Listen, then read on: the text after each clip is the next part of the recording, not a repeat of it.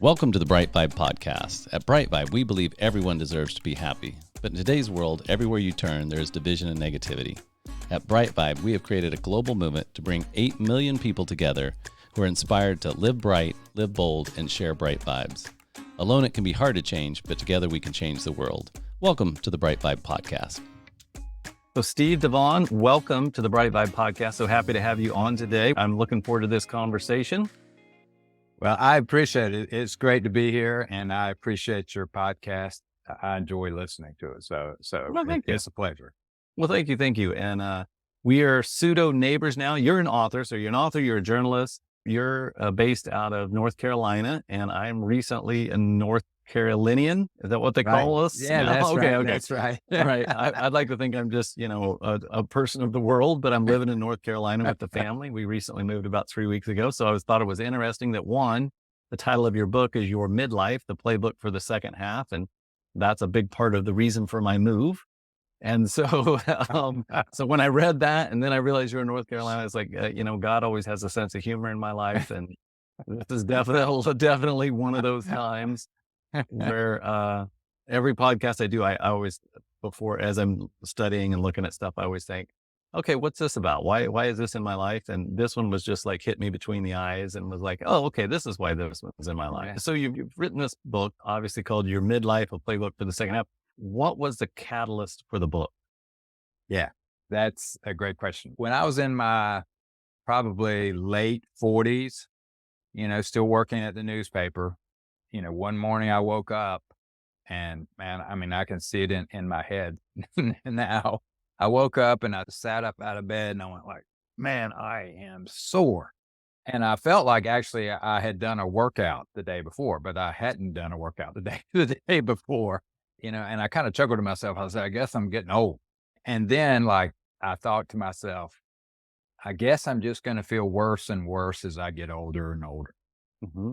And for a while, for several months, probably, it was just such a terrifying, depressing thought that I just kind of put it out of my brain. And finally, I decided I needed to try to do something about it. I started off with exercising, Mm-hmm. so I improved my exercise.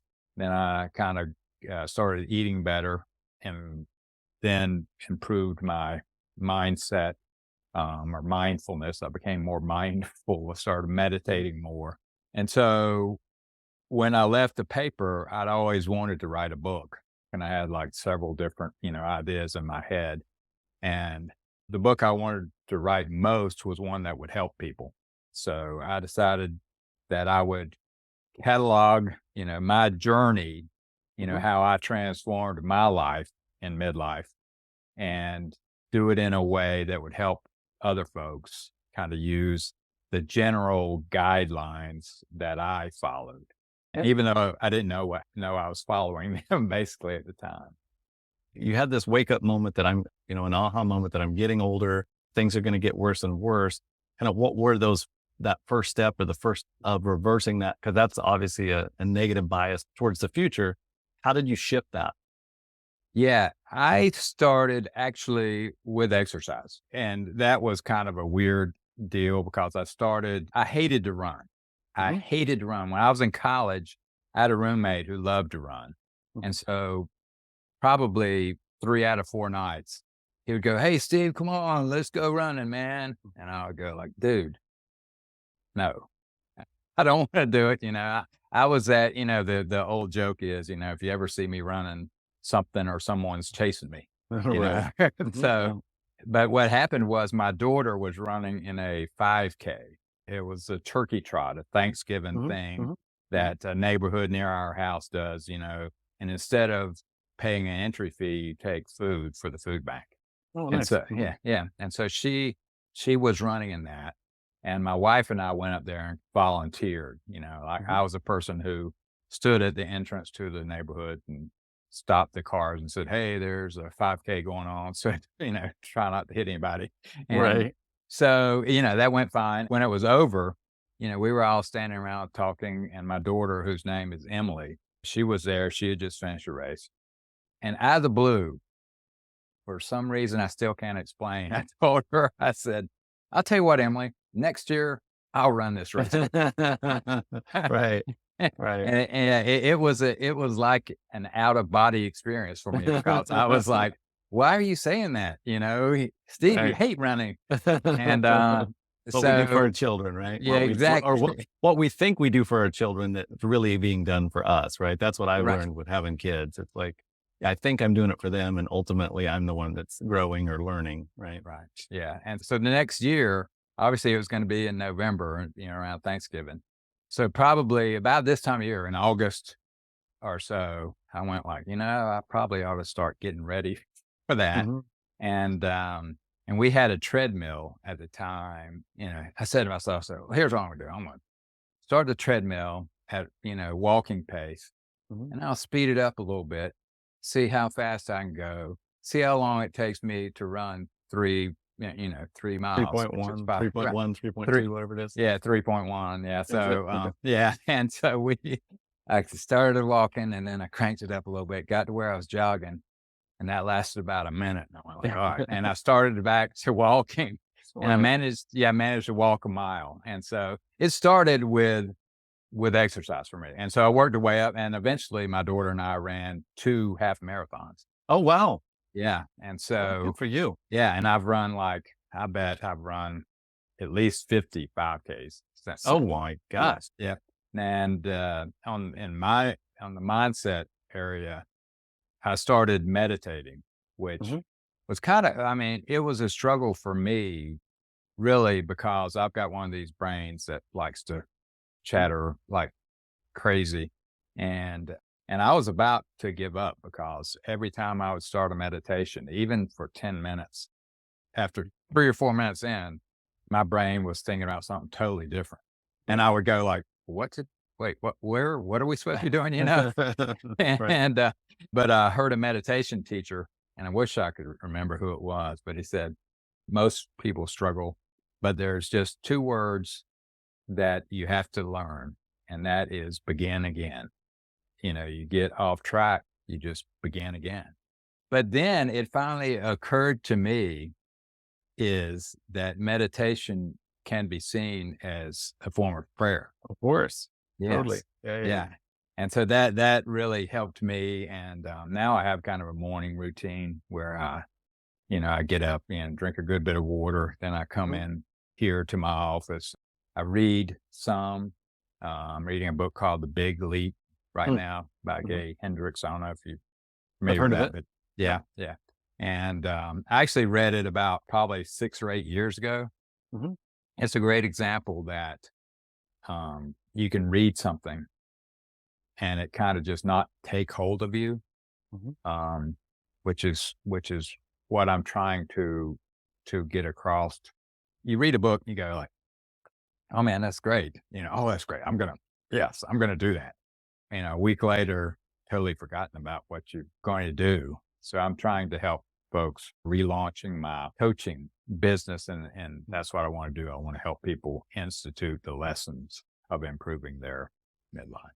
Yeah, totally. I think something you said was so critical in change, and I've seen it myself and I've seen it in other people, but a lot of times when we go to change, we try to change so much so quickly that it's almost like our natural environment rejects the change. Our environment, whatever, we reject the change because it's too much. It's like, for people who are like, I stopped working out for about a year, and I started getting back into physical fitness about literally 8 days ago.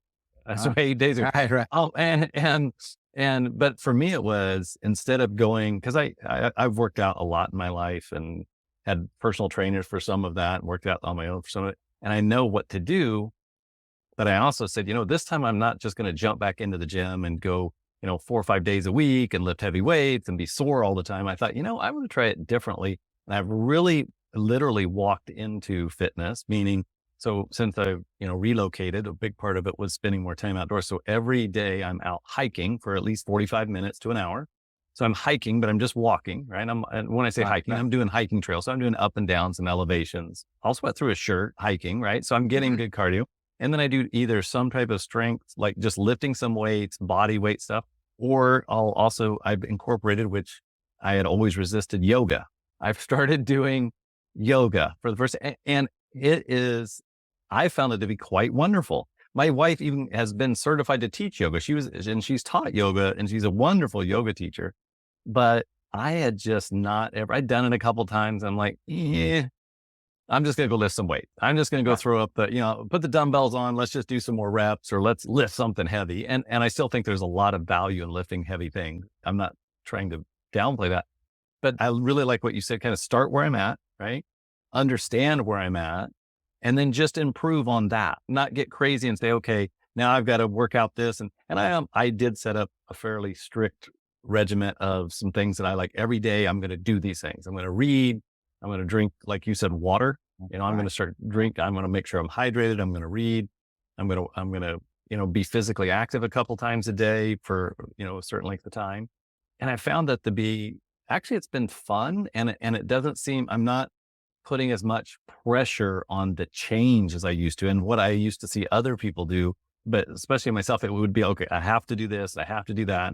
And now it's like, you know what, as long as I drink the water, as long as I do some type of reading, for me, I like to study scripture either in the morning or in the evening, and I'm usually both, a little bit though, not hours, like minutes, 10 minutes in the morning, 10 minutes at night, or 20 or 30. And I found that to be so much more, in a way, relaxing, but also enjoyable, where before it seemed like an obligation. Mm-hmm. Now it seems like, oh, this is actually, it's fun because I'm not trying to, I did 45 minutes yesterday on the recumbent bike, but what I did was I had a business meeting with just my internal team. And it was like, I knew it was an hour meeting, and I was like, oh, how am I going to get this cardio in? And I thought, you know what? It's on Zoom. I just set the laptop next to the recumbent bike, and I rode for 45 minutes while we had our meeting, and it was perfect. Right. Because I was like, and they thought they got a kick out of it. So it's just this, how do we, train our environment, but how do we, I like what you say, it not just go from eating meat one day to being vegan. It's more of these, how do we improve, right? So remind me these three things. So start where we are. Start where you are. Do what you can. Do what you can. That's what I love that. Yeah. Because it has to be action. You have to actually do it, and then improve as you go. I guess one thing I would impart is, like, do things that aren't your norm, right? I mean, like running was not your norm. In fact, it was the opposite of your norm, just like yoga was the opposite of my norm. But I've found great value and great benefit in it. And the same thing with scripture. I had never read scripture in my life until about a year and a half ago. And then all of a sudden I started reading scripture. It's like, you know what? I don't know necessarily everything I'm reading, but my life seems to be getting better. And it wasn't even necessarily a really spiritual practice for me, or something where I was like, okay, I've got to do this, because I don't want to go to hell. In fact, that has nothing to do with it. For me, it's like, how do I become closer to God, or how do I understand God more? And it's like, well, there is this book called the Bible, and I could actually open it and see what's in it. As I started to read scripture more, all of a sudden it was like, wow, I actually just my life seems to go better. Like, it's not that I never have any drama or any conflict. And that was something I would have never thought to do. So I guess I would encourage, the listeners listening right now, is like, what's some things that you think, okay, that is not me, and then just try some of it. You don't have to keep it all. I think that's the beauty of kind of what you're talking about here with this midlife. Mm-hmm. You get to reassess where we are, right? We get to reassess, and then we get to say, okay, what do we want to do? Because I'm 52, and so I've gone through that. COVID was the beginning of my reassessment of my whole life, and the catalyst for my move, right, was COVID itself. And it was like, okay, well, what do I want? I mean, it slowed down things enough for me to stop, to go, okay, I need to see where I'm at. And then once I did, I was like, okay, I'm not getting the results I want in certain areas of my life. So what am I going to do about that? Because it's not like I have an infinite clock. At some point, I am going to die. You're going to die. It doesn't, right. It doesn't matter. Even if I know my goal's 150, but even if I only live to be 80 or 90, at some point, even if I live to be 150, at some point, there's a due date on that deal. That's right. And so are we living on purpose, or are we just kind of going with what we've inherited, or what we think that we should do? Which I was locked into both those things. I was locked into I'm doing it because it's something that I've always done. And I'm also doing it because I don't necessarily know what else to do, or I haven't really thought it. It's just, this is what we do every day. And so I actually was interviewing Dan Buettner with who's the author of the Blue Zones, the people where they live the longest, the healthiest. And Right. I asked him, I was like, well, what do you do to live longer? And there's community, there's diet, there's mobility. A lot of the community has to be, how mobile are you? How walkable? And part of what he said is, if you're in an environment where those things aren't prevalent and aren't the norm, then you need to move. And at the time, I remember him saying that. I was just like, there is no way in hell I can move. I was like, I might have got kids, I've got a wife, I've got business, I've got all this stuff. This podcasting gig does not pay the bills. This is what we do, for our passion, right? To put good vibes out in the world.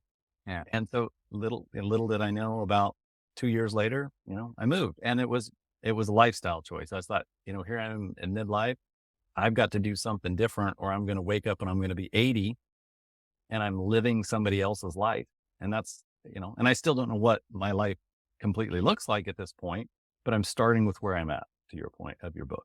The name of your book again is Your Midlife, the Playbook for Your Second Half by Steve DaVane. Where can people get the book?